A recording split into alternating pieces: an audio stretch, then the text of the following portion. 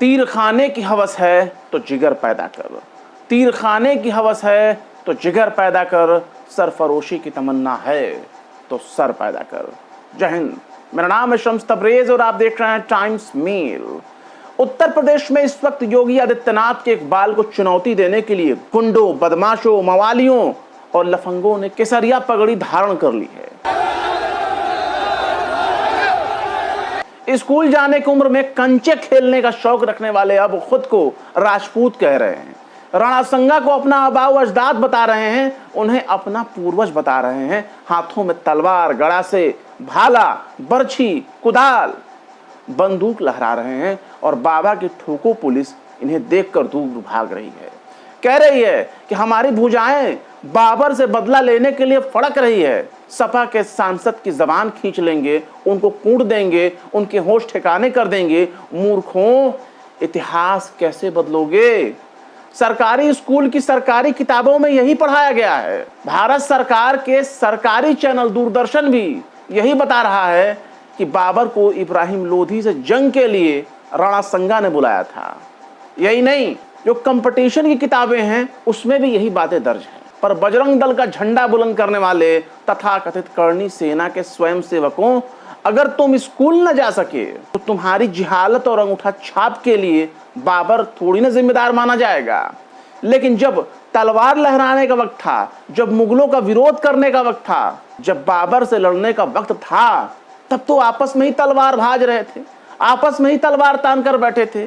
इतिहास गवाह है कि मुस्लिम बादशाहों के भारत में आने से पहले राजपूत आपस में ही मारकाट मचाए हुए थे, आपस में ही तलवार चटका रहे थे, आपस में ही लड़ रहे थे, एक दूसरे के खून के प्यासे थे। करनी सेना को बताना चाहिए कि ये वीर गाथा था या नहीं। एक दूसरे की बहन बेटियों को शादी के मंडप से उठा ले जाने की घटनाओं को वीरता कहा जाता था। ऐसी वीर गाथा इतिहास के पन्नों में भरी पड़ी है। हर राजा अपने मतलब के लिए जंग करता था, एक दूसरे को मारता था। लेकिन आज तो लोकतंत्र है, फिर भी राजतंत्र को महान बताने के लिए तलवार लहराई जा रही हैं। काश ये तलवारें तब नजर आई होती जब मानसिंह ने मुगलों की तरफ से राणा प्रताप को हल्दी घाटी के युद्ध में भागने पर मजबूर कर दिया था, उनको घास की रोटी खाने पर मजबूर कर दिया था, जंगल दर जंगल भटकने के लिए मजबूर कर दिया था। ऐसा हम नहीं कहते, बल्कि इतिहास में लिखा है। पर क्या दौर चल रहा है। अमेरिका वाले ट्विटर, फेसबुक, यूट्यूब, इंस्टाग्राम बनाकर पूरी दुनिया को गुलाम बना रहे हैं और उसी यूट्यूब, फेसबुक, ट्विटर, इंस्टाग्राम पर तलवारें लहराकर रील बनाने वाले खुद को वीर योद्धा कह रहे हैं। अमेरिका, यूरोप, चीन वाले एआई बना रहे हैं, लेकिन हमारे वाले रणसंगा की वीरता की कसमें खा रहे हैं, तलवार लहरा रहे हैं। पर मजाल है जो मुगलों की चरण वंदना करने वाले राजवंशों पर करनी सेना एक उंगली उठा दे। बाबर, अकबर, हुमायूं, शाहजहां और औरंगजेब का साथ देने वाले खानदान के खिलाफ अपनी जबान से एक शब्द भी ना कह सके, ऐसी महान है करनी सेना। आज करनी सेना का नेता कह रहा है कि रणसंगा का अपमान करने वाले सपा सांसद रामजी सुमन को कूट देंगे, पीट देंगे, हाथ पैर तोड़ देंगे, उनकी रेकी कर रहे हैं, उनकी हड्डी तोड़ कुटाई करेंगे। जल्दी खबर सुनने को मिलेगी। ऐसा हम नहीं कह रहे, बल्कि करनी सेना के अध्यक्ष कह रहे हैं। पर जिस वक्त लॉरेंस बिश्नोई ने करनी सेना के नेता गोगा मेड़ी की हत्या की थी, उस वक्त यही करनी सेना के लोग ढंग से अपने मुंह से एक शब्द नहीं कह पा रहे थे। आगरा में करनी सेना के आतंक का एक नमूना बनारस में भी देखने को मिला। पीएम मोदी का संसदीय क्षेत्र बनारस है। यहाँ सपा कार्यकर्ता हैं हरीश मिश्रा उर्फ बनारस वाले मिश्रा जी, और इन पर हमला हो गया, जिसे अखिलेश यादव ने भी ट्विटर पर शेयर किया और आदित्यनाथ की कानून व्यवस्था पर गंभीर सवाल उठाए। पर कानून व्यवस्था को क्या जिम्मेदार ठहराना, जब सैया भाई कोतवाल तो डर का है का। कानून व्यवस्था खुद ही करनी सेना को देखकर हाथ जोड़कर भाग रही है। आगरा के एतमादपुर में रणसंगा जयंती पर रक्त स्वाभिमान रैली आयोजित की गई। हाथों में तलवार, बंदूक के साथ बड़ी तादाद में पूरी भीड़ नजर आई करनी सेना वालों की। हाईवे की दुकानें बंद करा दी गई। इनका उत्पाद इतना था कि पुलिस ने बुलडोजर जब्त कर लिए, लेकिन इससे करनी सेना को कोई फर्क पड़ने वाला नहीं था। करनी सेना के हाथों में बजरंग दल का परचम भी देखा गया, इसलिए इस रैली में संघ की भूमिका पर सवाल भी उठना चाहिए। लेकिन खैर करणी सेना के हौसले बुलंद थे। इनको देखते ही ठोको पुलिस उल्टे पांव लौट गई। न्यूज़ 18 हिंदी बता रहा है कि पुलिस को रैली में आते देख करणी सेना वाले बौखला उठे और जमकर नारेबाजी करने लगे। हाथों में डंडे और तलवार लेकर नारे लगाने लगे। सपा सांसद रामजी लाल सुमन के खिलाफ नारे लगाए।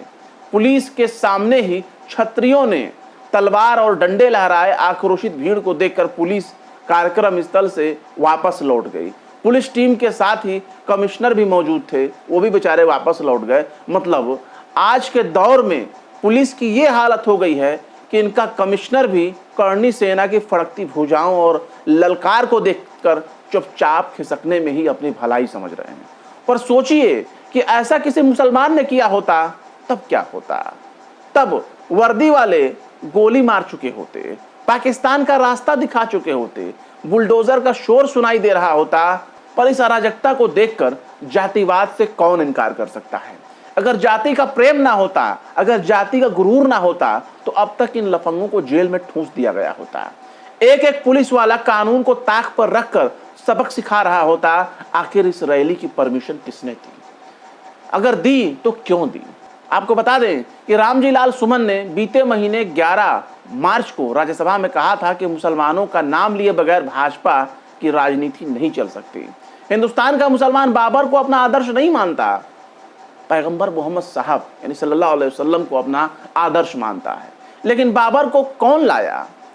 इब्राहिम लोदी को हराने के लिए राणा संगा लाया। उस वक्त रामजी लाल सुमन ने कहा था कि मुसलमान अगर बाबर के औलाद हैं तो तुम गद्दार राणा संगा की औलाद हो। और ये बाकायदा संसद में राज्यसभा में दिया गया भाषण है। खैर इतना सुनना ही था कि करणी सेना अब उनके पीछे पड़ चुकी है। लेकिन करणी सेना को शायद राणा संगा की पत्नी का इतिहास मालूम नहीं है। राणा संगा की पत्नी रानी कर्णावती ने मुगल सम्राट बाबर के बेटे हुमायूं को राखी भेजकर उन्हें अपना भाई बनाया था। ये बात है साल 1535 की, जब रानी कर्णावती ने चित्तौड़ पर गुजरात के शासक बहादुर शाह के हमले के दौरान हुमायूं से मदद मांगी थी। रानी कर्णावती ने हुमायूं को राखी भेजी, जिसे हुमायूं ने कबूल किया और उन्हें अपनी बहन मान लिया।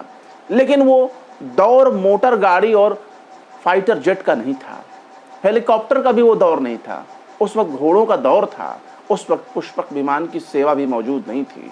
हुमायूं जब तक अपनी बहन कर्णावती की रक्षा के लिए चित्तौड़ पहुंचते तब तक राज्य लुट चुका था। रानी ने जौहर कर लिया था, लेकिन हुमायूं ने बहादुर शाह से जंग किया और चित्तौड़ से खदेड़ भगाया। मेवाड़ की राजधानी का नाम ही चित्तौड़ है। खैर बहादुर शाह को खदेड़ने के बाद हुमायूं ने कर्णावती के बेटे उदय सिंह को मेवाड़ की गद्दी पर बैठाया। सच तो यही है कि मुगलों के रिश्तेदार का नाम ही राजपूत है।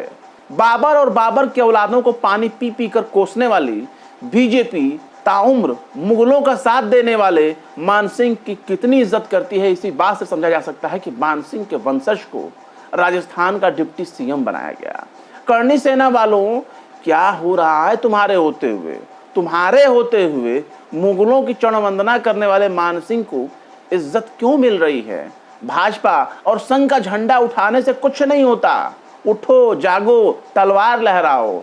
रामजी लाल सुमन एक दलित हैं, इसलिए तुम्हारा जाति अहंकार सिर चढ़ कर बोल रहा है।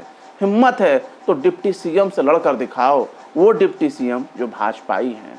पर बेरोजगारी और बेगारी के आलम से गुजर रहे लोगों के लिए तलवार लहराना और नारे लगाने के अलावा और कोई काम बचा नहीं है। ऐसे ही बेगारी के दौर में शम्स मिनाई ने क्या खूब फरमाया था, सब कुछ है अपने देश में, रोटी नहीं तो क्या। सब कुछ है अपने देश में, रोटी नहीं तो क्या, वादा लपेट लो जो लंगोटी नहीं तो क्या। फिलहाल इस खबर में बस इतना ही। ये वीडियो को कैसा लगा अपनी राय कमेंट बॉक्स में जरूर बताएं। वीडियो अगर पसंद आए तो लाइक करें, शेयर करें और विवेक निष्पक्ष स्वतंत्र पत्रकारिता को सपोर्ट करने के लिए आप हमारे चैनल टाइम्स मेल को जरूर सब्सक्राइब कर लें और हाँ, बेल आइकन का घंटी वाला बटन जरूर दबा दें ताकि आपको हमारे चैनल पर आने वाले नए वीडियो की नोटिफिकेशन फौरन ही मिल जाए। फिर मिलते हैं किसी और वीडियो में एक नई खबर के साथ। शम्स तबरेज को दीजिए इजाजत। जय हिंद। अगर अभी तक आपने हमारे चैनल टाइम्स मेल को सब्सक्राइब नहीं किया है तो जल्दी से सब्सक्राइब कर दें और बेल आइकन भी प्रेस कर दें।